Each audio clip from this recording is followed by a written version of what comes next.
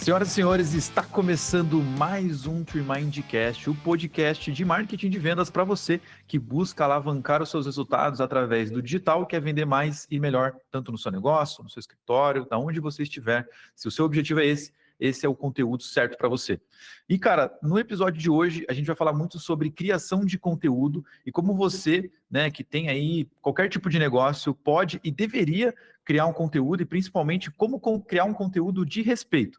E, cara, como que isso realmente funciona na prática? E a minha conversa de hoje vai ser com um cara que, cara, eu não conheço pessoalmente, mas eu já admiro demais, porque pela pouca stalkeada que eu dei nele, o cara basicamente, já fez um mestrado aí sobre o Besouro Rola Bosta, ele já passou por empresas gigantes como a Rock Content, quem é do mercado sabe quem é Rock Content, já estudou em instituições renomadas como o Ohio University, até mesmo a Reforge, que inclusive é uma instituição que eu estou pretendendo entrar, e que hoje ajuda você a se tornar um criador de conteúdo com uma estratégia de marketing. André Oliveira, seja muito bem-vindo aí, cara, ao TreeMindCast. Obrigado por aceitar o nosso convite para bater esse papo aí. Valeu, Vitor, pelo convite. Valeu todo mundo aí da TreeMindCast por esse convite, pela essa oportunidade de poder estar falando com vocês. Espero que eu consiga ajudar todo mundo que estiver assistindo aí a entender como que o conteúdo pode ser a peça principal de uma estratégia de marketing bem feita. Boa, cara, vamos nessa. Então, primeiro, né, por padrão, Andrezão, a gente sempre pede para a galera se apresentar um pouco mais a fundo, contar um pouco da tua história, para as pessoas te conhecerem, entenderem um pouco mais quem é você na prática. Então, assim, cara, eu falei sobre esse mestrado, né, já para jogar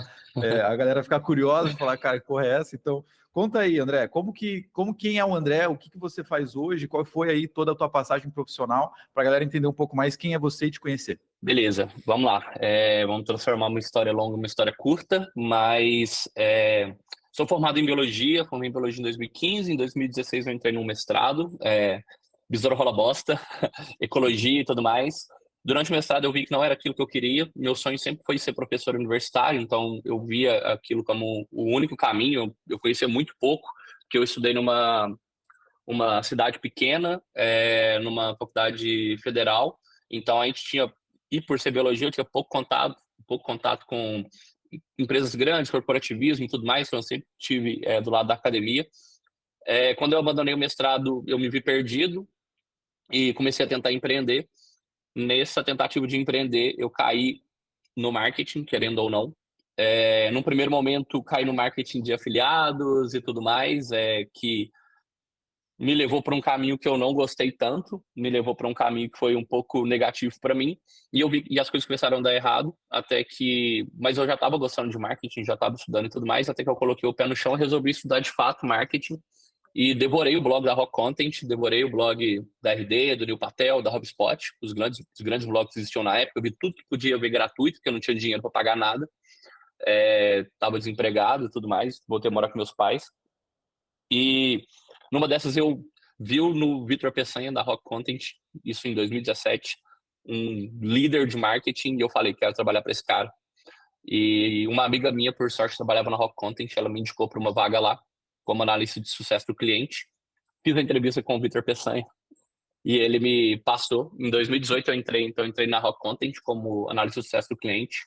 Nisso a gente fala que era a época de ouro da Rock, era a época que a Rock era aquela empresa que todo mundo queria trabalhar, todo mundo queria ser cliente, você digitava marketing, tudo era Rock Content, então foi uma experiência assim, é impossível falar como foi a experiência, só quem estava na Rock nesse período até 2018, 2019 sabe como é que foi, uma empresa que chegou a bater 150 milhões de receita anual, então franco crescimento, comprando empresa internacional, a gente achava que ia dominar o mundo, mas veio a pandemia e vários sonhos acabaram na pandemia, inclusive o sonho da Rock Content. A gente tive que sair da empresa, teve um layoff, demitiram meu time, eu fiquei, mas eu não aceitei esse layoff e pedi para sair. Na época eu pedi para sair na loucura, no meio da pandemia, sem nada, mas eu vi que todo mundo que estava saindo da Rock, todas as empresas queriam o pessoal da Rock. Então, se você saísse da Rock Content naquela época, você estava empregado. E aí eu fui virar gerente de CS, mas sempre trabalhando com marketing em paralelo. Eu trouxe alguns clientes da Rock Content comigo, então eu comecei a prestar serviço para alguns clientes da Rock por fora. E no meio do caminho, né, nessa transição de carreira e tudo mais, nessa transição para outra empresa, me chamaram para ajudar a testar uma tese do MBA de Stanford no Brasil. e foi quando me chamaram para testar um produto chamado Vida Segura no Brasil, que era um produto super revolucionário de seguro de vida. Eu ajudei nesse teste como freelancer, isso em setembro de 2020, e deu super certo o teste. Eu fui chamado para entrar na ASUS, que na época nem tinha nome, ia chamar Pipa, e foi o sexto funcionário, se eu não me engano, da ASUS. Na época, sem produto nenhum, sem nada, a gente começando assim com um sonho, 3 founders, e eu entrando lá para tocar todo o growth. Acabou que em 7 meses a gente já tinha vendido para 2.000 clientes, fui crescendo na empresa, hoje é uma empresa aí com mais de 40 mil clientes, vale mais de 500 milhões de reais, se eu não estou enganado, mais de 150 funcionários. E no ano passado eu me aventurei em criação de conteúdo, primeiro para falar um pouquinho da minha experiência no marketing corporativo, porque eu via que muita gente falava sobre as experiências no LinkedIn, mas via que as pessoas não falavam dessas experiências nas outras redes sociais, principalmente TikTok e Instagram, que eram redes sociais que estavam infestadas de pessoas que não sabem nada de marketing tentando ensinar alguma coisa de marketing, ou mal intencionadas utilizando o nome do marketing. Então eu entrei nessas redes sociais primeiro com esse objetivo de passar um pouquinho da minha experiência e tentar proteger algumas pessoas para que elas não passassem o mesmo que eu passei lá no começo. E o projeto foi crescendo, foi crescendo, foi crescendo, foi crescendo. Hoje fazem 15 meses que eu produzo conteúdo. Devo ter na casa aí, se eu não me engano, não sei os números ao certo, mas 600 alunos, quase 200 mil seguidores, somar todas as redes. Estou com parceria com a Cogna, com o Sebrae, com a RD Station, com a Linksend, com a RD Summit. Virei amigo pessoal do Peçanha por causa do conteúdo. Tenho um projeto de consultoria com uma empresa aí que tem um sócio muito grande, muito conhecido, que eu não posso falar ainda. Mas o conteúdo mudou minha vida e hoje eu me dedico 100% a produzir conteúdo para incentivar as outras pessoas a criarem conteúdo para que elas tenham a mesma mudança que eu tive, porque é totalmente factível de ter essa mudança que eu tive a partir do conteúdo. Você não precisa ser um crânio no marketing para fazer isso.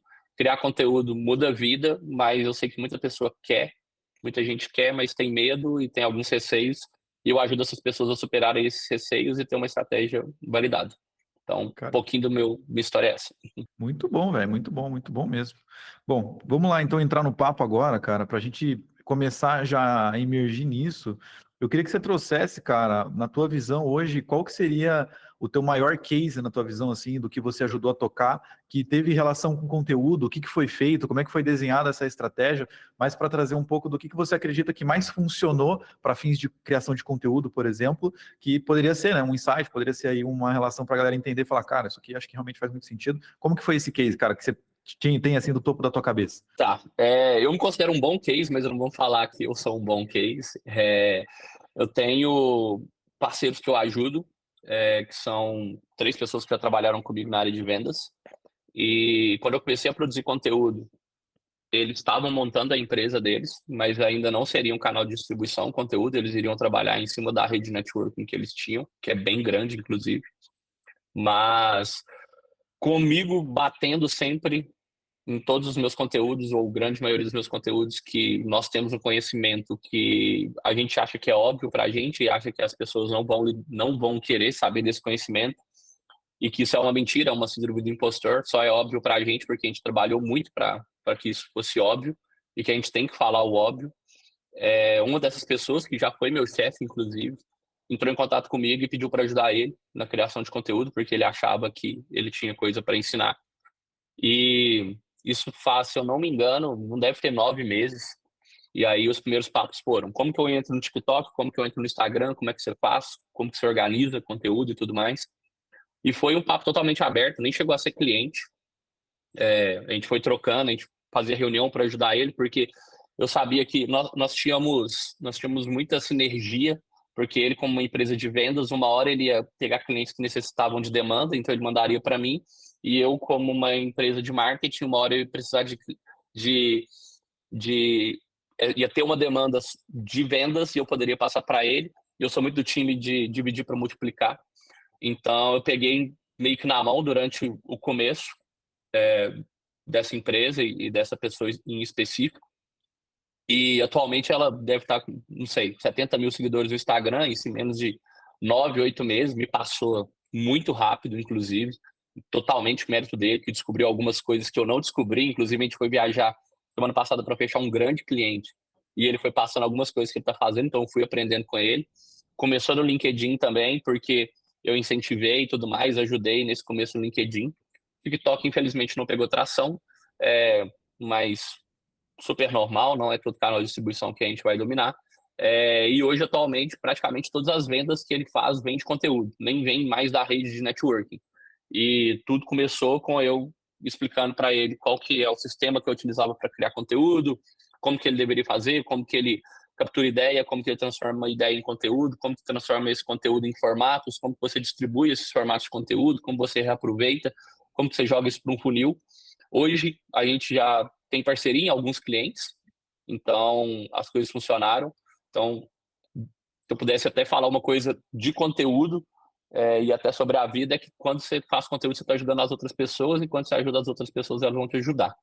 Então, esse grande cliente que eu fechei agora, que eu ainda não posso falar muito sobre, foram eles que me ajudaram na negociação, e se eles não tivessem, provavelmente eu teria fechado com o cliente, mas com uma negociação muito pior para mim, e foi graças a eles. Então, o conteúdo ajuda pra caramba as outras pessoas e as pessoas vão retribuir, sabe? O gatilho da reciprocidade é muito forte. Top demais, velho. Pô, animal, cara. E aí, entrando numa linha, porque muita gente hoje que escuta a gente fala muito sobre mídia paga, mas sem tirar o mérito do conteúdo orgânico e sem fechar os olhos para isso, porque de fato é um canal que a gente até viu funcionar.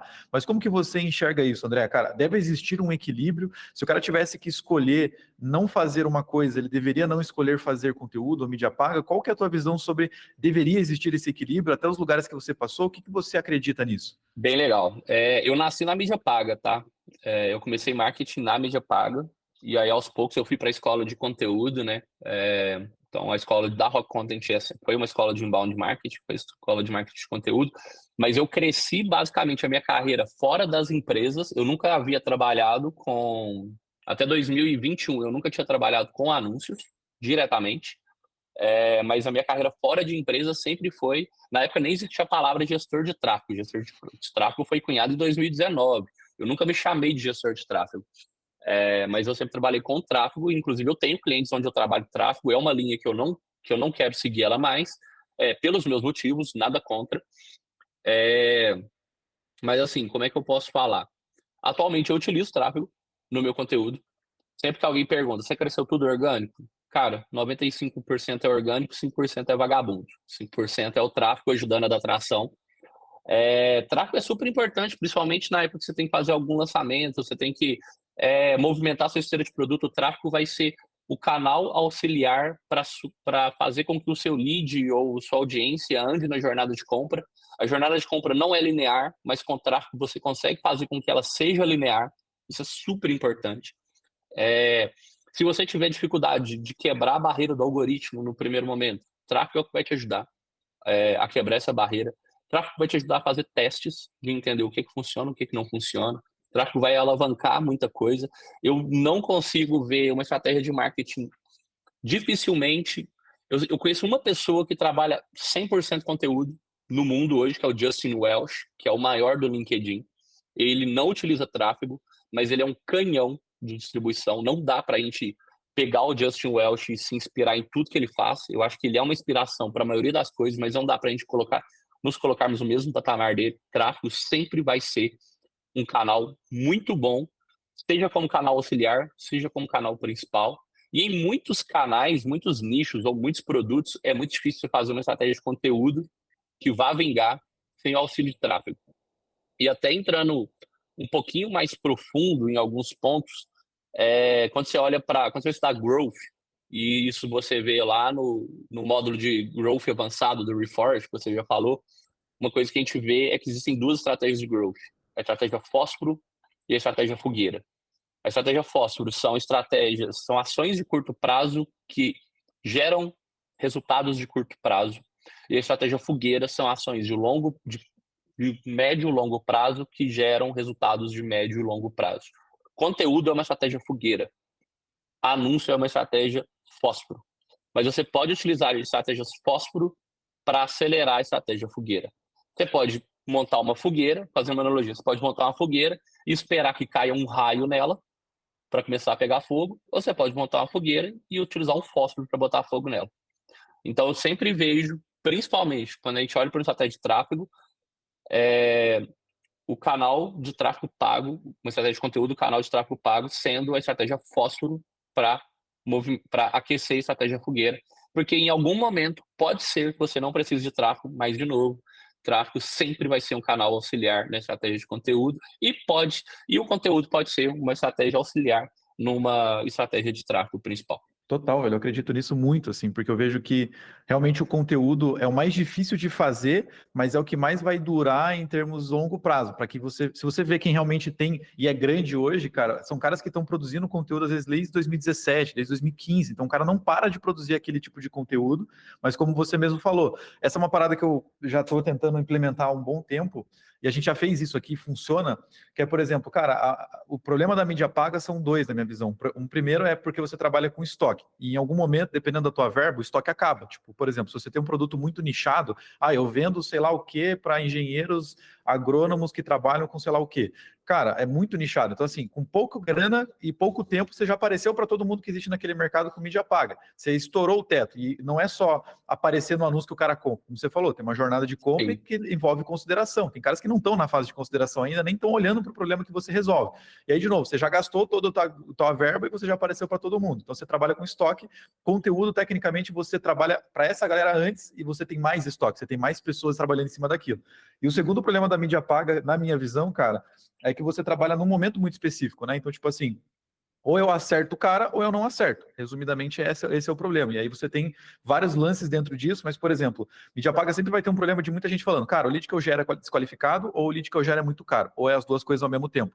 Quando Sim. você alia isso a uma produção de conteúdo, por exemplo, que a gente faz aqui, tem muita gente que procura sobre marketing para advogados, marketing jurídico, e a gente desenvolveu um conteúdo que é um guia de marketing jurídico 2024. Isso está ranqueado no Google, a gente anuncia isso quando alguém pesquisar para esse conteúdo tá mais no topo ainda. Quando o cara entra, eu não estou vendendo nada para ele, eu não tenho um negócio que eu mando ele comprar, um formulário, nada. Tem um conteúdo e dentro dessa página a gente colocou uma conversão, uma estratégia de conversão de scroll. Então, cara, se o cara passar mais de 25% dessa página lendo, significa, obviamente, que ele está interessado nisso, isso me gera público. Em algum momento eu posso agora criar uma jornada desse cara de anúncios falando para ele, mas ficou mais barato. O lead passou a custar muito mais barato, porque agora eu estou acertando o cara que está no momento certo a partir de um conteúdo, né? Então, como você falou, uma questão acessória. Você vê uma estratégia como essa, você vê coisas diferentes, que tipo de casos de uso que você vê que a gente poderia agregar as duas coisas aí para fazer, né, gerar mais resultados nessa linha? Perfeito. Até entrando, antes de responder sua dúvida, entrando em algumas coisas que você falou aí, eu acho que tem três grandes problemas também no tráfego. E hora nenhuma eu estou sendo aqui, eu estou falando para sacrificar o tráfego, tá? Quem estiver ouvindo. Eu sou muito a favor de tráfego, mas é que eu vejo muitos problemas no tráfego. O primeiro é que o tráfego sempre vai ficar mais caro, não tem como. Nunca vai ficar mais barato. Eu estou fazendo tráfego desde 2017, eu sei. Eu vejo esse movimento, é impressionante como que o valor do CPM não para de aumentar. E a concorrência aumenta, quanto mais concorrência, mais caro fica. O CTR diminui, então a taxa de cliques, né? Então o primeiro ponto é esse. O segundo ponto, o tráfego tem um grande problema, que é enquanto você tem dinheiro, ele funciona, depois que acaba seu dinheiro, ele para de funcionar. Então você pode aparecer na frente de 1 milhão de pessoas, desde que você tenha dinheiro. Quando o dinheiro acabar, você para de aparecer. Então, o tráfego contra o conteúdo, eu acho que o conteúdo atua nos juros compostos, que é um poder que o tráfego não tem. E o grande lance para mim é que em muitos produtos, praticamente todos os produtos que eu já trabalhei na minha vida, tem essa questão, é que você está sempre trabalhando cash burn, você está sempre queimando dinheiro. Um cliente que você traz não se paga em um mês, na maioria das vezes. Um cliente que você traz, e muitas vezes vai se pagar em 12 meses, em 15 meses, em 18 meses. Então, eu já trabalhei em projeto onde um cliente demora 18 meses para se pagar. Se ele cancela antes, se ele sai antes, você perdeu dinheiro. Então, se você trabalha numa estratégia de tráfego pago, onde o cliente demora 18 meses para se pagar, você tem que ter pelo menos 19 meses de dinheiro para investir em tráfego sem voltar R$ 1 para você. Então, e eu tenho quase certeza que a realidade, 99% das pessoas que vão estar ouvindo isso aqui, não é isso. E aí você tem que partir para investidor, você tem que procurar, você não consegue fazer uma empresa bootstrap, que é só você investidor, você tem que procurar investidor, e aí você para de ser seu patrão. E aí, quando você para de ser seu patrão, você perde cultura. E existem N problemas nisso. Mas, voltando à sua pergunta, eu mesmo utilizo uma estratégia de um pouco semelhante, tá? Eu dei uma pivotada na minha estratégia de marketing no geral agora, posso até falar um pouquinho disso. Mas durante muito tempo, antes de eu ter a comunidade, porque a minha estratégia de marketing ela divide entre pré-comunidade e pós-comunidade. Porque hoje, para mim, comunidade é tudo, mas pré-comunidade, onde eu estava precisando fazer caixa, eu fiz uma estratégia muito parecida com a sua, que era a seguinte, mas eu utilizava automação de marketing. Eu criei um material, então geralmente ou era um mini curso, ou era um PDF ou alguma coisa assim, mas geralmente um mini curso, onde eu jogava anúncio para essa pessoa, para ela adquirir o mini curso, então eu ficava com o lead ali de 1,25, 1,50. Quando a pessoa entrava no mini curso, se ela chegasse, eram 10 aulas, se ela chegasse na terceira aula, eu fazia a primeira oferta para ela, na quarta, outra oferta. Então, na primeira, segunda aula não tinha oferta nenhuma, só estava entregando valor para ela e eram as melhores aulas, eu sempre colocava lá no começo para eu fazer com que ela andasse nisso. E eu tinha isso traqueado. Então, se a pessoa não andasse nas aulas, eu tinha uma régua de e-mail onde eu mandava e-mail para ela, nutrindo ela para ela ver as aulas. Enquanto ela não chegava na terceira aula, ela não começava a receber a oferta. Então, a partir da terceira aula, a régua de e-mail mudava e eu começava a fazer ofertas para ela. Então, eu fazia uma régua de 30 dias, onde conteúdo, oferta, conteúdo, oferta, conteúdo, oferta, conteúdo, oferta, conteúdo, oferta. E dentro de toda a aula que ela via, eu parava em algum momento dentro da aula e falava: você está nessa aula aqui, tem um cupom de 20% de desconto para um curso mais completo a respeito desse assunto. Clica aqui no link da bio, clica aqui no link da descrição e vai para lá. Essa estratégia foi altamente lucrativa para mim. Eu só parei ela porque o meu foco não é fazer caixa, meu foco é fazer recorrência, meu foco não é... Eu não quero montar um negócio onde eu tenho que ficar correndo atrás do cliente todo mês. Eu quero montar um negócio onde eu tenho previsibilidade de caixa e eu só botei isso com recorrência. E aí, por isso que eu quebrei essa estratégia, que aí hoje eu vou para a comunidade, que é onde eu vou ter recorrência. Mas assim, e eu hoje utilizo também muita estratégia de tráfego, que é a seguinte: eu tenho alguns vídeos que são super estratégicos para mim. É aquele vídeo que, se a pessoa assistir o vídeo, eu vou conseguir sim plantar na cabeça dela a sementinha do conteúdo. Ela vai começar a pensar: e se eu produzir conteúdo? Então, eu pego esses vídeos e eu faço uma estratégia onde eu busco que a pessoa assista pelo menos 75% desse vídeo. Então, eu sempre controlo. O que eu controlo nesses vídeos é 75% de visualização, sempre buscando vídeos de 1 minuto a 2 minutos, que a pessoa consiga assistir 75% pagando menos de 25 centavos. Quando eu acho esses vídeos, eu meto grana neles, porque depois eu pego eles no remarketing. E aí eu jogo eles no remarketing para comunidade, ou eu jogo eles no remarketing para meu newsletter, alguma coisa. Mas é sempre uma estratégia de conteúdo onde eu estou utilizando o tráfego para conseguir agilizar os resultados para mim. Total. Cara, você falou um bagulho que eu acho muito interessante da gente entrar e, enfim, debater um pouco das tuas ideias, que é com relação à frequência, né? Porque, por exemplo, como você mesmo falou, mesmo com mídia paga, você teve que, às vezes, aparecer desde a terceira até a tua 10ª aula. Então, minimamente, você vai ter que aparecer ali para o cara o quê? 3 vezes, 4 vezes, falando tecnicamente da mesma coisa, trazendo ofertas que, às vezes, é a mesma oferta de maneiras diferentes, mas batendo numa frequência para o cara e dentro da aula também. Então, você distribuiu uma ideia dentro de várias formas para ter frequência naquilo. Tem um podcast que eu ouvi uma vez sobre a questão do Localiza, né? A Localiza foi, acho que, a pioneira no sentido de aluguel de carros. Só que quando ela lançou esse produto, tipo, cara, ninguém sabia que porra é alugar carro, tipo, uma parada totalmente fora da realidade. E aí eles falaram, cara, o cara que destrinchou essa estratégia falou assim, cara, basicamente a nossa estratégia principal era a frequência. Então eles iam para mídia off, eles iam para vários canais diferentes para distribuir a mesma ideia. E eles falaram, cara, não vamos descansar enquanto não bater uma frequência de no mínimo 10. Então imagina, a mesma pessoa ver 10 vezes o mesmo anúncio sobre locação de carro. Talvez na 10ª vez ele faça, cara, é verdade, será que alugar o carro vale a pena mesmo? E aí, a partir disso, transformou esse cara numa consideração. Mas eu tive que aparecer 10 vezes para esse cara falando da mesma ideia. Hoje, como que você enxerga isso com conteúdo? Cara, é mais ou menos dessa forma? Então, tipo, eu crio uma ideia para produção de conteúdo, eu distribuo isso, mas os conteúdos em si são formas diferentes de falar da mesma coisa, os conteúdos têm que ser totalmente diferentes um do outro, pensando no... Como que você enxerga essa linha, cara, com relação à frequência? Beleza, legal falar de frequência. Uma vez eu tentei fechar um projeto com a Rádio Tatiaia. Eu sendo cliente da Rádio Tatiaia, a Rádio Tatiaia me falou que se a frequência não fosse pelo menos 18, não funcionava. E aí eu falei, 18? Meu Deus, ela é 18. 18. A pessoa não tá prestando atenção no anúncio. Depois que ela escuta o anúncio 18 vezes na rádio, ela começa a assimilar o que ela tá assistindo. E eu não sei se isso é verdade, eu não sei se isso é mentira, mas foi o que a vendedora me passou, e para mim faz certo sentido. Mas beleza, entrando no que você falou, cara, eu falo que uma estratégia de conteúdo tem que ter 4 coisas: consistência, constância, frequência e paciência. Principalmente constância e frequência. E frequência em conteúdo você passar a mesma mensagem várias vezes para a mesma pessoa, da mesma maneira ou de maneiras diferentes, no mesmo canal ou em canais diferentes. Quanto mais, e aí tudo depende, quanto mais você passa exatamente a mesma mensagem no mesmo canal, mais a pessoa vai ficar irritada com aquilo. Se você passa a mesma mensagem em canais diferentes, a pessoa pode não perceber que ela está em canais diferentes. Então, você está aumentando um pouquinho a consideração dela. Agora, se você passa a mesma mensagem de maneira diferente em canais diferentes, aí você está no creme de la creme do conteúdo. Você está conseguindo fazer com que a pessoa tenha consideração em vários pontos de contato, onde ela nem vai perceber, aquilo está entrando no subconsciente dela, de que está aquela mensagem, porque você não causa irritabilidade nela, porque ela está vendo de maneiras diferentes, de formatos diferentes. E como que eu faço isso hoje, tá, com conteúdo? Uma das minha estratégia de conteúdo, ela tem seus pilares, mas eu tenho um sistema, e o sistema ele tem 3 partes: ideação, criação, distribuição. Eu sempre falo que a criação de conteúdo é a parte mais fácil do conteúdo. Tranquilamente é a mais fácil. Distribuição, para mim, é a parte mais importante do conteúdo, que é qual conteúdo eu fiz numa rede social, como eu posso aproveitar ele em outra.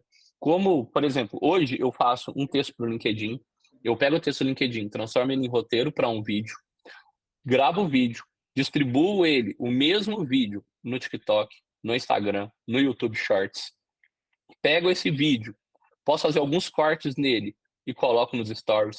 Pego o tema daquele conteúdo que eu escrevi, abro uma caixinha nos stories para falar a respeito disso. Pego aquele conteúdo, jogo no ChatGPT e falo, tira 10 fragmentos de conteúdo para mim aqui, e viram peças de conteúdo estático. Pego aquele conteúdo e envio na minha newsletter. Pego aquele conteúdo, boto uma imagem, pego o conteúdo, vira a descrição da imagem no Instagram. Então, um conteúdo vira 7, 8, 10, 15 peças de conteúdo. E onde esse conteúdo performar bem, eu já coloco ele numa lista de reciclagem. Eu falo que em 90 dias eu tenho que repostar esse conteúdo. Por quê? Eu estou utilizando uma peça de conteúdo para passar a minha mensagem de várias formas diferentes, em vários canais diferentes, e depois de alguns dias, vão ter pessoas que vão esquecer daquele conteúdo, e você reposta ele, e a pessoa vai lembrar daquele conteúdo.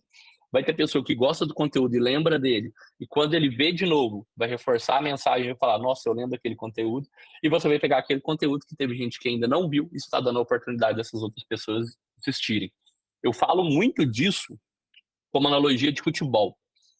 Eu sou fã do Romário. Fã. Eu tenho 2 ídolos, o Romário e o Cristiano Ronaldo. O Romário é sensacional para mim.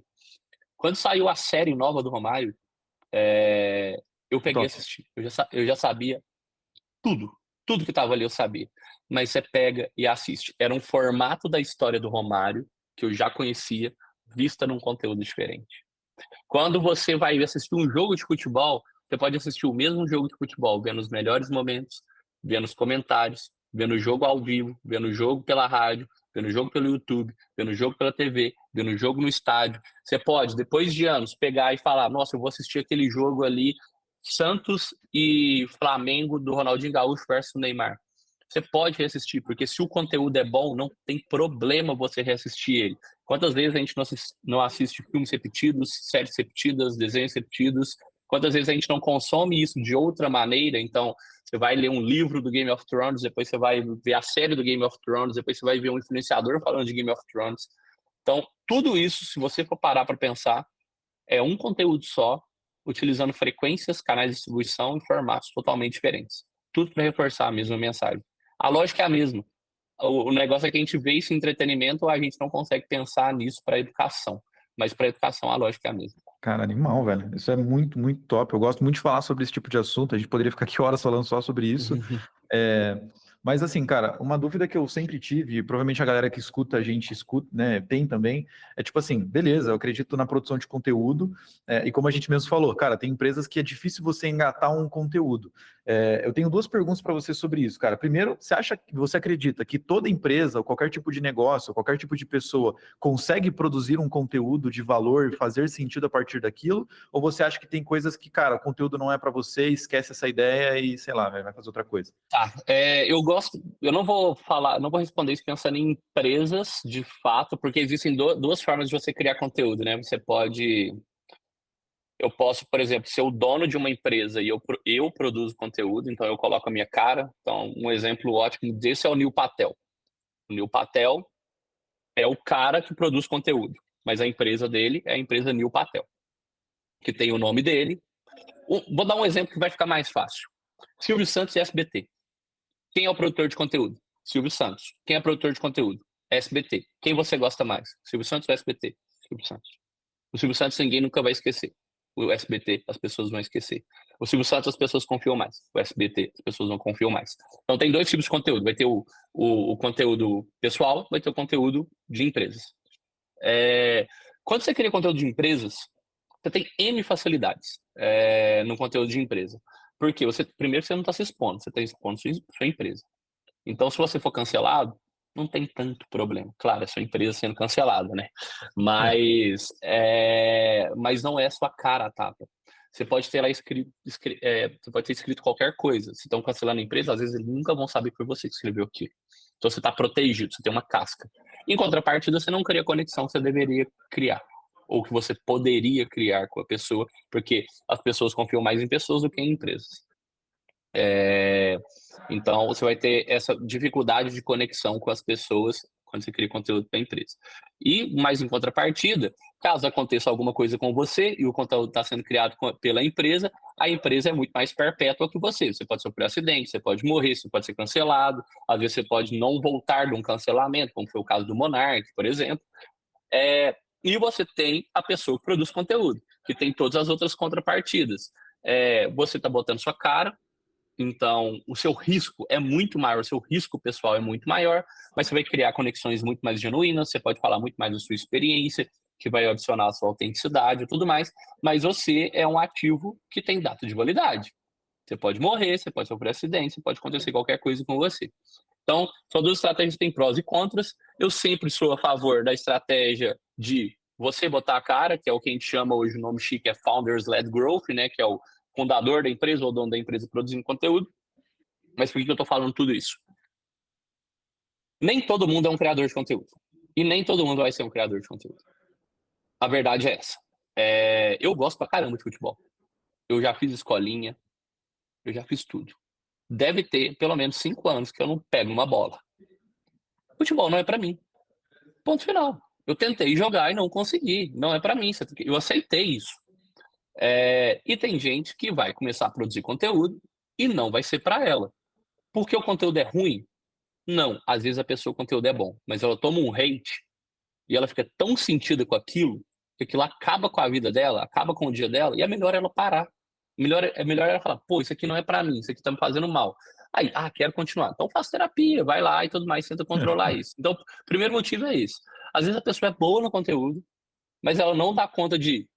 Ela toma um hate, ela entra em luto, ela toma um flop, ela entra em luto, um algoritmo muda, ela entra em luto, então ela tá sofrendo tanto por produzir conteúdo que aquilo não vale a pena para ela.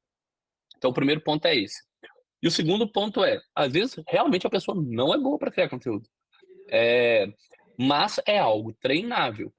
Da primeira vez que eu cheguei, peguei um telefone, botei na minha frente e fui gravar um vídeo, eu demorei 15 minutos para gravar um vídeo de 2 minutos. Só que depois, hoje eu já devo ter gravado pelo menos 600 vídeos em 15 meses. Hoje, se você me dá um celular, eu gravo o vídeo que você quiser. O vídeo que você quiser. Mas foi um processo e tudo mais. E vai ter gente que vai desistir antes do processo. É completamente normal as pessoas desistirem. Até você ter o hábito de fazer alguma coisa. Então, a pessoa pode ter dificuldade de criar conteúdo e desistir no meio do caminho. E completamente normal. E outra coisa, a pessoa pode escolher um formato que não é para ela. Então, às vezes eu quero criar conteúdo em vídeo. Cara, você tem facilidade em criar conteúdo escrito? Então vai escrever primeiro. Não pega o conteúdo em vídeo, porque tá todo mundo falando para você criar o conteúdo em vídeo. Pega o conteúdo escrito. Eu acho sempre que é mais fácil você dominar algo que você já sabe do que você aprender algo novo. Então, se você já tem talento para alguma coisa, tenta melhorar o seu talento naquilo. E aí, depois que você ficar bom, se você achar que é a melhor opção, vai para outro. E aí, o que eu sempre falo é: você quer criar conteúdo? 3 meses, pelo menos. Coloca uma agenda, coloca uma rotina, coloca uma estratégia, cria os pilares de conteúdo e se compromete. É igual ir na academia. Eu vou na academia 5 vezes por semana, eu não posso faltar nenhuma semana, ou eu me dou o luxo de faltar 5 vezes durante 3 meses. Conteúdo é isso. Passou os 3 meses, você pode olhar. Quanto que eu sofri para fazer isso? Deu o resultado que eu imaginava? Ah, eu gostei? Deu tesão de fazer isso? O caminho é legal e tudo mais? Continua. Qualquer outra coisa te bloqueou, pô, não é para você. Nem tudo é para todo mundo. Só que você não vai saber se você não começar. O grande problema é isso. E aí você cria várias desculpas para você não começar. Inclusive foi o tema do meu post de hoje. Sempre vai criar uma desculpa para você não criar conteúdo. Ai, o que eu falo ninguém quer ouvir. O que eu falo é muito óbvio. Eu não tenho tempo. E se eu flopar? E se falarem mal de mim? E tudo mais. Desculpas que sempre vai ter. Eu não vou ficar aqui dando uma de coach também, falando, ai, supere suas desculpas, supere seus medos, porque eu sei o tanto que é difícil. Para mim foi muito difícil esse processo. Eu estar conversando com você com essa naturalidade aqui agora foi super difícil. Primeiro podcast que eu fui convidado, eu fiquei pelo menos 30 minutos travado. Mas é isso, conteúdo, eu vejo conteúdo. Dá para entrar em todos os nichos, mas não é para todo mundo. Cara, top demais.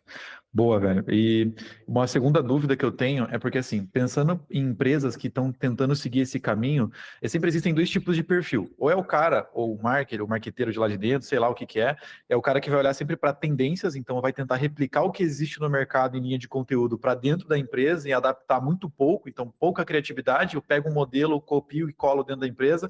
Um exemplo disso que rolou há pouco tempo atrás era a tal da trend do jogar água no vendedor na frente da loja, né? Então aparecia um vendedor na frente da loja, jogava água no cara, a promoção, não sei o que, não sei o que, não sei o que. A galera fez isso, uma galera viralizou, e mesmo sendo um conteúdo tecnicamente com uma receita viral, teve gente que fez isso e não bateu tantos views. Então, é mais sobre quem produz e a forma como é produzido do que necessariamente o formato. Mas eu queria entender com você, e o outro perfil de cara, né, seria o cara que, cara, tenta produzir conteúdo pensando no que eu domino. E aí ele vai lá e fala assim, pô, eu vou falar sempre sobre o meu produto, vou falar sobre o que nós fazemos aqui na empresa, como funciona a nossa funcionalidade, como funciona a nossa plataforma, como funciona o nosso serviço. E aí fica muito repetitivo em cima de uma coisa que parece ser muito vendedora, sabe aquela coisa tipo, cara, compre de mim, tô fazendo conteúdo aqui para te mostrar como funciona a parada, mas eu quero que você compre.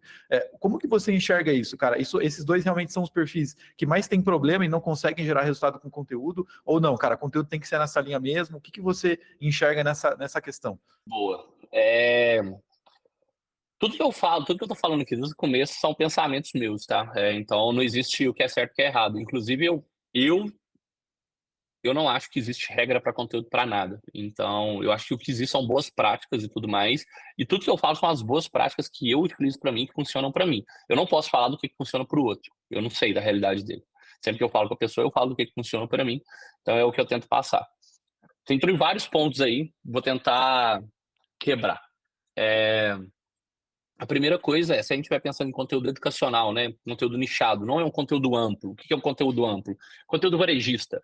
Roupa, um conteúdo onde você não tem persona. Qualquer pessoa poderia comprar seu produto.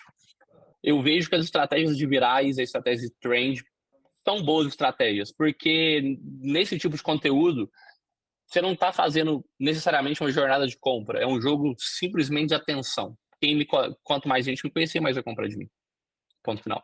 O que não é o que eu imagino. A maioria dos casos não é isso. Aí que está o problema. E o grande problema é que todo mundo quer viralizar. Viralizar pode ser, eu digo por experiência própria, viralizar talvez seja a pior coisa que pode acontecer para você numa estratégia de conteúdo. Se você estiver fazendo um conteúdo nichado, um conteúdo educacional. Por que viralizar? Primeiro, você sai da bolha da audiência que você quer. Então você começa a entregar conteúdo para pessoas que não são o perfil de vendas, o perfil de compradores que você gostaria. Isso vai sujar seu algoritmo, isso vai fazer com que vai sujar seus dados, vai sujar seus seguidores, vai atrapalhar a entrega dos seus próximos conteúdos, porque a rede social vai começar a entender que aqueles seguidores que não têm o perfil que você quer gostam do seu conteúdo, então quando você fizer um conteúdo para os seguidores que você quer, ele vai entregar para os seguidores que você não quer, e aí eles não vão gostar daquele conteúdo e vai atrapalhar que o seu conteúdo chegue nos seguidores que você quer. Então, viralizar é péssimo, remarketing, você vai sujar sua base de remarketing inteira. Fora os custos processuais, imagina um tanto de gente entrando em contato com você, pedindo para comprar o seu produto, sendo que nenhum é seu cliente ideal.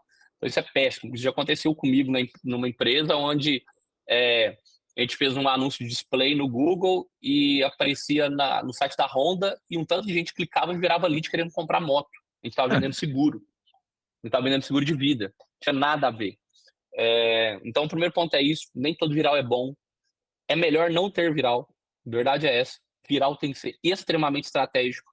Eu já cheguei a deletar vídeo meu. Teve um vídeo meu que eu deletei que peguei um viral errado, foi na linha errada, deu 500 mil visualizações em um dia, eu deletei ele. Eu deletei com a dor no coração, mas eu deletei ele. Ainda bem que eu deletei. Eu peguei um viral no TikTok há uns 3 meses. Eu não recuperei o TikTok ainda. Meu TikTok parou de entregar por causa desse viral, porque eu tenho certeza que foi por causa dele, que ele começou a entregar para público errado. Então, viral, só se for extremamente estratégico. Hoje eu não foco em viral, eu não foco em trend, não foco em nada. Mas uma coisa importante de se tentar aproveitar são as pautas quentes. São aqueles assuntos que estão do momento e que dá para entrar no seu conteúdo. Só que só o que dá para entrar de fato. O que você pode tirar de ensinamento de alguma coisa? O que a galera adora fazer. Você abre o LinkedIn nas Olimpíadas, tem um tanto de gente trazendo analogia de Olimpíadas para a vida dele, ou para o negócio dele. Sendo que, primeiro, é uma forçação de barra danada, que a maioria das coisas que acontecem na vida não dá para você trazer para o trabalho, graças a Deus. Porque trabalho é trabalho, vida é vida. Hora ou outra eles vão estar congruentes ali e tal, vai ter uma interseção, mas a maioria das vezes não. E você não precisa falar de uma pauta quente só porque ela é quente, sendo que ela não cabe no seu conteúdo.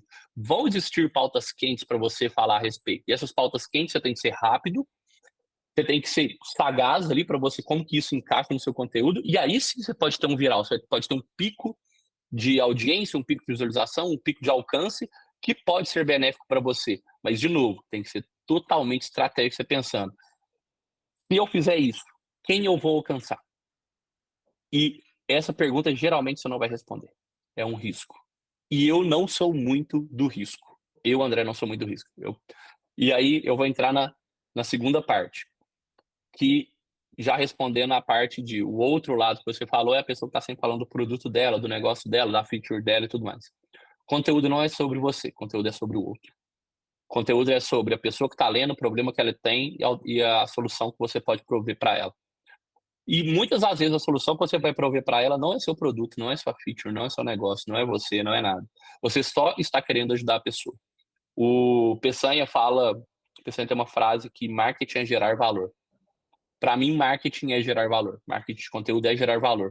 É ajudar as pessoas em troca de nada, sabendo que em algum momento, algumas dessas pessoas ajudadas vão me retribuir com o dinheiro delas. Mas a maioria das pessoas, elas nunca vão comprar nada de você e você está ajudando elas. E aí, entra no conteúdo educacional, que é o conteúdo evergreen. O conteúdo pauta quente é aquele conteúdo que você vai utilizar uma vez. Você tem que ser rápido, vai utilizar uma vez, num pico de alcance. O conteúdo evergreen é aquele conteúdo onde várias pessoas têm vários problemas, que têm as mesmas soluções e que são as mesmas soluções há muito tempo. É sobre isso que você tem que falar. Se você falar sobre isso com consistência, com constância, com frequência, com paciência, não tem como. Pode demorar 1 ano? Pode. Pode demorar 2? Pode. Pode demorar 3? Pode. Uma hora, eu sempre falo, conteúdo é uma coisa engraçada, porque do dia para a noite, conteúdo começa a dar certo. E é sobre isso que você tem que falar. É conteúdo evergreen, conteúdo que se provou no tempo, que vai continuar sendo válido por vários anos, onde você ajuda pessoas e ocasionalmente, você fala do seu produto. O Gary Vee tem uma teoria que é o give, give, give, punch. O que ele quer dizer com isso? A cada 3 vezes que você ajuda uma pessoa, você faz uma oferta. Eu já acho pouco, sinceramente. Para mim são 10, 15, 20 vezes. 20 pontos de contato até você entregar uma oferta para a pessoa. Vai ter gente que vai ser ajudada com um conteúdo e vai comprar de você na hora. Vai ter gente que vai ser ajudada 100 vezes e vai comprar o conteúdo de você só depois de ser ajudado 100 vezes. E vai ter gente que vai ser ajudada por você 1000 vezes e nunca vai comprar de você. Depois que você colocar isso na sua cabeça, criação de conteúdo, você tira um peso das suas costas, você começa a entender como é que é a jornada de compra e que ela não é linear. Nossa, cara, é uma puta aula isso aqui, velho. Eu já tô me segurando aqui para não fazer um monte de perguntas e a gente ficar até 2 horas da tarde aqui falando.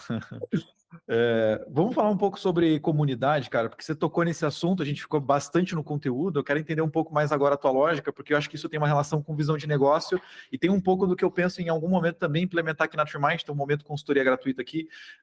Deixa eu entender com você primeiro, como que foi essa lógica da comunidade? Isso foi uma coisa que aconteceu organicamente para você ou foi uma parada que você precisou criar como um produto para a galera entrar e aquecer lead? Como que você hoje, no primeiro momento, enxergava a comunidade? Como que você enxerga isso hoje? Para daí a gente entrar nesse assunto.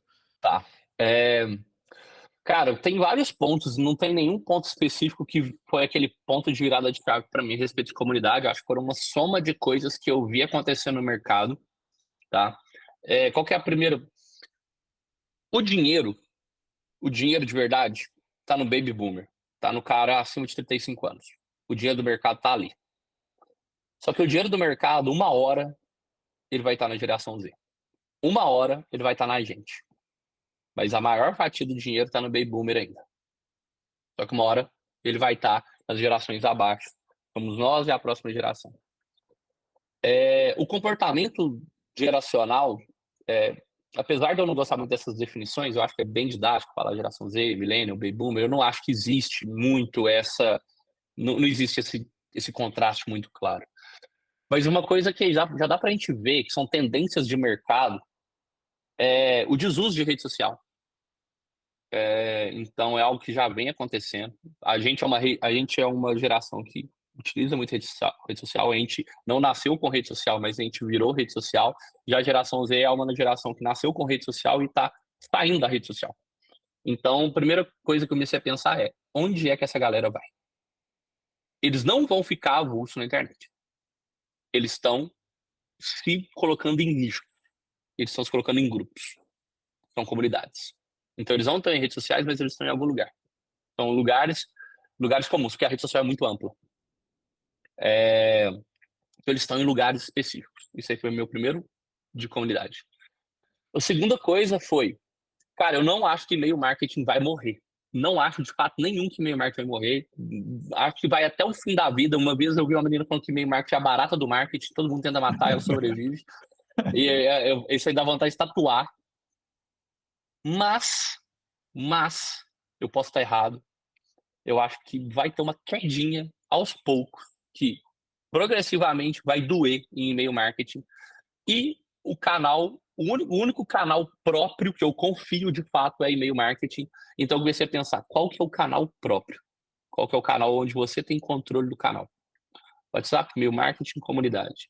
WhatsApp, se for cancelado amanhã, você perdeu o canal. Então não é um canal próprio. E-mail marketing, se eu penso que ele está caindo, pode ser que eu não vou conseguir atingir toda a minha audiência. Sobrou comunidade. Terceira coisa, o Brasil sempre está 2 anos atrás dos Estados Unidos em marketing digital. Tudo que eles fazem lá, a gente copia e aí depois vira tendência aqui. Os Estados Unidos no Brasil, comunidade é vendido como bônus. Nos Estados Unidos, comunidade é vendido como ativo principal. Se eles estão fazendo isso, vai acontecer isso no Brasil. Quarta coisa, movimento de mercado. A Circle está chegando no Brasil, uma das maiores plataformas de comunidade do mundo. Você vê outras plataformas surgindo, a Scarf, a Nichos, a Cativa.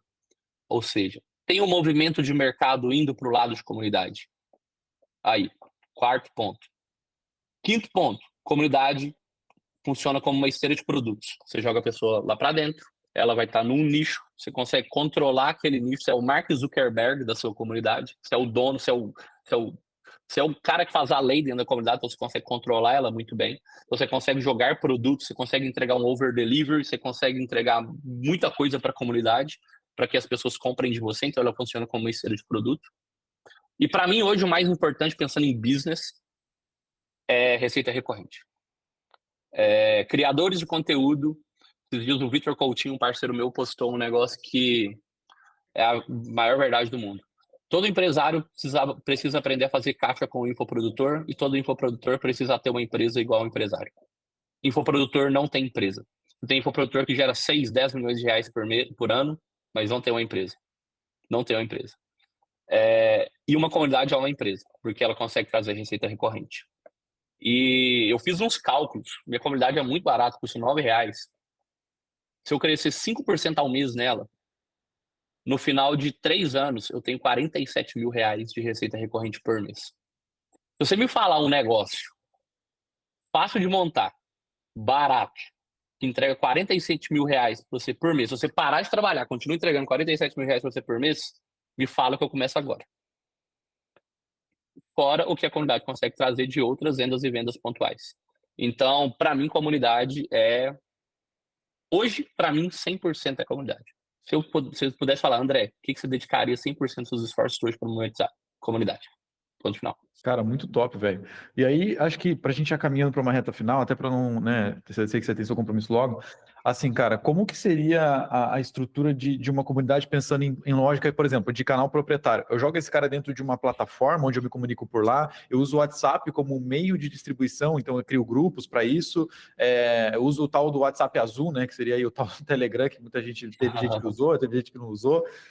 O que você enxerga, então, André, nesse sentido, cara? Como que você estruturaria essa comunidade? Como é que você se comunica com essas pessoas? E, de novo, né, cara, como é que você cria estratégias de conteúdo para essa galera? Uma dúvida que a gente tem aqui, acho que só para complementar isso, é tipo assim, eu poderia fazer uma comunidade de advogados da TrueMind? Pô, poderia muito, só que aí qual que é o ponto? Cara, tem advogados que estão no nível X e tem advogados que estão no nível 10X. Então tem um cara que está lá, nunca investiu em mídia paga, está começando agora, está aprendendo sobre isso, e tem cara que já gasta 30, 40, 50 mil reais por mês, já tem time comercial, já produz conteúdo, já faz isso há 10 anos, e eu colocaria esse cara na mesma, eu trocaria, eu faria coisas diferentes, criaria jornada. Cara, como é que você, para a gente encerrar um pouco desse assunto, como é que você enxerga esses pontos que eu trouxe? Tá bom, beleza. Acho que a primeira coisa que a gente tem que entender é que o WhatsApp é um apêndice do nosso corpo. Não adianta. Não dá para você falar que... Não dá para você chegar e falar, não vamos utilizar o WhatsApp. O brasileiro hoje nasce com o WhatsApp implantado. Não tem como. Então, a primeira coisa é entender. O WhatsApp tem que ser um acessório da sua comunidade. E sua comunidade não pode ser no WhatsApp. Por quê? Primeiro, porque se o WhatsApp for banido, a sua comunidade acabou. E pode ser banido. A verdade é essa. A gente vive num país democrático onde podem existir leis, portarias e decretos que podem acabar ou deixar de acabar com qualquer rede social ou qualquer outra coisa. Então a gente não tem esse controle. Então não é um canal proprietário. Para mim não é, tá? O grupo de WhatsApp para mim não é. Vai ter gente que vai discordar e tudo mais, mas para mim, André, não é um canal proprietário o WhatsApp. Então o primeiro ponto é isso. Mas não dá para você não utilizar o WhatsApp. Tentar enfiar a goela abaixo das pessoas que elas têm que usar uma comunidade, um software e tudo mais. Então o primeiro ponto é isso. Segundo, por que uma plataforma de comunidade resolve todos esses problemas que você falou? Primeiro, o que você consegue fazer numa plataforma de comunidade? Como canal, vamos botar como canal próprio. Tem uma comunidade mountain bike nos Estados Unidos chamado MTBRLC, se não estou enganado. Ele é uma comunidade onde eles não geram leads. Se você entrar no site deles, você aperta, entra, você cria o cadastro na comunidade. É gratuito. Você entra na comunidade, tem salas gratuitas e salas pagas. Elas estão mescladas. Você consegue clicar na sala paga, ver exatamente todo o conteúdo que tem lá, mas não consegue consumir o conteúdo. Para você consumir o conteúdo é como se você estivesse, por exemplo, entrando num algum jornal online e chegasse uma paywall, pague R$4,90 para você acessar esse conteúdo. Então, você consegue ver uma prévia de conteúdo, se você quiser acessar, você pode comprar pontualmente ou você pode assinar para liberar tudo. Então, a primeira coisa é isso, a esteira de produto é linda, porque você passa o mel na boca da pessoa. Ela está lá no gratuito, ela está consumindo aquela coisa gratuita e tudo mais, e uma hora, em determinado momento, ela pode clicar ali e você passou o mel na boca dela. Segundo, a comunidade já tem dados de engajamento, então você consegue ver quais são os usuários, quantos usuários ativos por mês, por semana, por dia, quais são os usuários que estão mais engajando, e a partir disso você consegue fazer automações. Então, por exemplo, eu quero mandar uma comunidade de 1.000 pessoas, eu quero mandar uma promoção para as 15 pessoas que mais engajaram na comunidade esse mês. Você consegue fazer isso. Você coloca um mini curso gratuito. Você coloca um mini curso gratuito. Assim que a pessoa terminar o mini curso, você consegue fazer uma automação para ela, onde ela recebe uma mensagem, recebe um e-mail, recebe seja lá o que for, oferecendo um cupom de desconto para um outro curso. Então você consegue metrificar tudo o que acontece dentro da comunidade. tá tudo dentro da sua mão. Então, coisa que no WhatsApp você não faz. Você não tem nada disso que eu falei que tá no WhatsApp. E você consegue criar diferentes níveis de comunidade. Então, você pode criar o nível iniciante, o nível intermediário, o nível avançado, o nível premium e tudo mais. Onde? Se você, no caso que você falou, você é um advogado que ainda está começando sua estratégia de marketing. Então, a pessoa pode fazer algumas coisas e, por exemplo, só quando ela termina o curso de marketing do primeiro coisa que eles libera o nível 2, para ela começar a acessar o nível 2 e tudo mais. Então, você consegue fazer isso também lá dentro da comunidade. Não sei se eu respondi tudo que você perguntou, eu me perdi na pergunta, na resposta. Cara, é isso aí mesmo. É isso aí mesmo. Então vamos lá, só para recapitular, basicamente, dentro de um canal proprietário, uma plataforma, enfim, um software que você utiliza, ele é o canal proprietário, é onde você faz as ações principais e você distribui isso via e-mail, distribui isso via WhatsApp para as pessoas usarem, porque, de novo, existe o hábito ali dentro. E aí, pensando em termos de, por exemplo, eu tenho perfis diferentes de clientes que compram do meu negócio. Então, tem um cara que é o X, que compra tal coisa, vamos supor, sei lá, eu vendo capacete e materiais para moto. Tem um cara que está começando no mountain bike, vai comprar os negócios mais baratinho, e tem um cara que é mais avançado, que já compra apetrecho de moto, sei lá, qualquer coisa nesse sentido. Esses caras, você cria salas, você cria linhas dentro dessa sala de conteúdos e de coisas mais específicas para o momento do cara, para a fase que ele está e para a maturidade que ele tem. Tudo isso você consegue com uma plataforma, né? Isso, por exemplo, nesse motobike que eu estou dando exemplo, você pode pagar a plataforma completa, onde você tem acesso a tudo, ou você pode pagar espaços específicos. Então, por exemplo, eu sou um cara que eu gosto de fazer tudo eu mesmo. Então, você pode comprar o acesso a um canal, onde naquele canal tem todos os fornecedores, por exemplo, do eBay, que vendem peças de bike, e aí você tem um curso de montagem de peças de bike. Tipo, onde você compra o melhor? Como que você sabe qual que você compra? Beleza, agora que você comprou tudo, como é que você monta? Você tem lá, quero fazer trilha. Beleza. Então, eu sou iniciante em trilha, então você pode comprar o curso básico de trilha. Você pode comprar, por exemplo, moro nos Estados Unidos, moro no estado de Ohio. Quero comprar o pacote de trilhas de Ohio, onde tem todas as trilhas mapeadas de Ohio para você fazer mountain bike. Então, eu acho que uma das coisas mais legais na história de produtos de comunidade é o poder de modulação. Então, você consegue modular tudo. Você consegue entregar produto para todo mundo, cara. Todo mundo. Então, e esse poder eu acho que a gente não tem em nenhum outro lugar que uma comunidade tem. É entregar valor pontualmente, exatamente o que aquela pessoa tem. Caso ela queira fazer o upsell, comprar alguma coisa, você tem ali naquela hora especificamente para isso. Eu acho que é raríssimo você ver isso em outro lugar, sabe? Raríssimo, raríssimo. A comunidade te entrega isso. Cara, puta aula, Andrezão. Cara, já estamos chegando no nosso final. Com certeza nós vamos voltar aqui só para falar de comunidade, entrar mais nesse assunto, cara. Não tenha dúvida que vai vir um convite aí para você participar mais uma vez num papo com a gente. Recados finais, então, André, para a galera que ouviu essa puta aula, tanto sobre criação de conteúdo, sobre uma palhinha aí, o melzinho da comunidade, o que você daria de recado final para todo mundo que ouviu esse papo animal, para conseguir melhorar seus resultados? Que dica que você daria que talvez conteúdo, como você falou, é um negócio etéreo, né? Vai ficar para sempre ali, por mais que a internet em algum momento não seja mais tão utilizada, fique lá, mas alguém vai entrar e vai achar alguma vez esse conteúdo que a gente gravou. Que recado que você daria para essa galera? Difícil, hein? Responsa.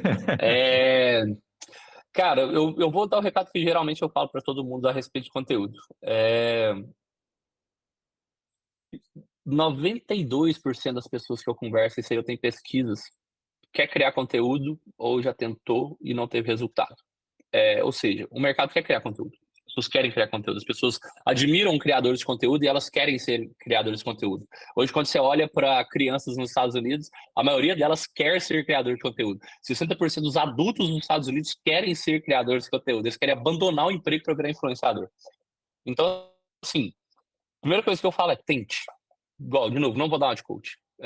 Mas se você quer mesmo, dá sim para criar conteúdo, e todas as desculpas que você se dá para não criar conteúdo, eu tenho uma objeção para quebrar ela. Todas, todas, todas, porque dá para criar conteúdo. Então, se você quiser mesmo, em 90 dias você consegue descobrir se é para você ou não. E eu acho que 90 dias é um sacrifício que vale a pena você fazer para você entender se isso é para você ou não. Porque se for para você, a quantidade de oportunidade que você pode ter com criação de conteúdo é gigantesca. E se não for para você, você tira isso das suas costas logo e segue sua vida. Não estou falando que sua vida vai ser pior ou vai ser melhor se você for um criador de conteúdo, não. Mas se você descobrir que criar conteúdo é uma alternativa para o seu problema, é uma ótima alternativa para o seu problema. Existem outras alternativas para o seu problema que não é criar conteúdo. Mas se criar conteúdo se você descobrir que criar conteúdo é uma boa alternativa para o seu problema, ele é uma ótima alternativa para o seu problema. Uma ótima. Então, se eu pudesse dar um recado, é esse. Tente se comprometer a ter 90 dias com a cabeça de criador de conteúdo. E aí depois você pode falar com toda a propriedade do mundo. Isso não é para mim, ou isso é para mim. Se eu pudesse dar um recado, é isso. Cara, top demais, Andrezão. Cara, uma puta aula. Espero que vocês que ouviram gostassem disso, porque tanto quanto eu gostei, cara, realmente gostei demais do papo. Acho que a gente vai fazer mais papo sobre comunidade, com certeza. Para quem quiser conhecer mais a fundo o Andrezão, quer fazer parte da comunidade dele, acompanhar ele nas redes sociais, que o cara produz conteúdo pra caramba lá também, obviamente, né? Então, a gente vai deixar os links aqui na descrição, tanto do YouTube quanto do Spotify, para você conseguir conferir, fazer parte da comunidade, ou até mesmo acompanhar um pouco mais de perto esse cara aqui, que puta, velho, uma puta cabeça, tem muita visão, com certeza recomendo demais. E para você que nos ouviu até agora, cara, deixa o seu comentário, deixa o seu like se você ainda não está inscrito no canal do YouTube ou não segue a gente no Spotify. Considere fazer isso e avaliar o nosso podcast, porque a gente quer crescer cada vez mais também e levar essa mensagem que você já viu, que é boa pra caralho, para outras pessoas também verem isso daqui. E no mais, eu agradeço pela sua audiência, agradeço mais uma vez pela sua ouvida e nos vemos no próximo episódio. Valeu, um abraço.